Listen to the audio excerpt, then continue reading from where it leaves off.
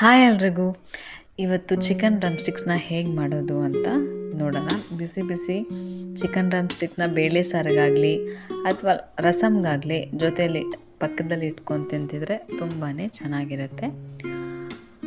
ಹೇಗೆ ಮಾಡೋದು ಅಂತ ನೋಡೋಣ ಬನ್ನಿ.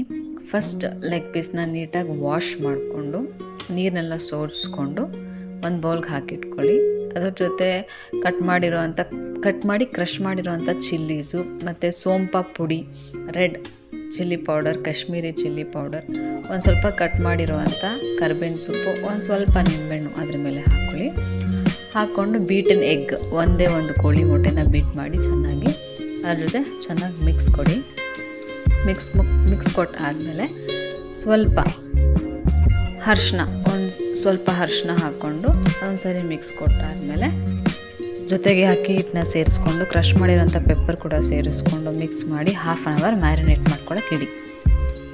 ಅದಾದಮೇಲೆ ಮ್ಯಾರಿನೇಟ್ ಆದಮೇಲೆ ಎಣ್ಣೆನ ಬಾಯ್ಲ್ ಮಾಡೋಕ್ಕಿಟ್ಟು ಲೆಗ್ ಪೀಸ್ನ ಅದರೊಳಗೆ ಹಾಕಿದ್ರೆ ಚೆನ್ನಾಗಿ ಸ್ವಲ್ಪ ಬೇಯೋವರೆಗೂ ಲೋ ಫ್ಲೇಮಲ್ಲಿ ಹೈ ಫ್ಲೇಮಲ್ಲಿ ಬೇಯಿಸ್ಕೊಂಡ್ರೆ ಮುಗೀತು. ಒಳ್ಳೆ ಚಿಕನ್ ಡ್ರಮ್ ಸ್ಟಿಕ್ ರೆಡಿ.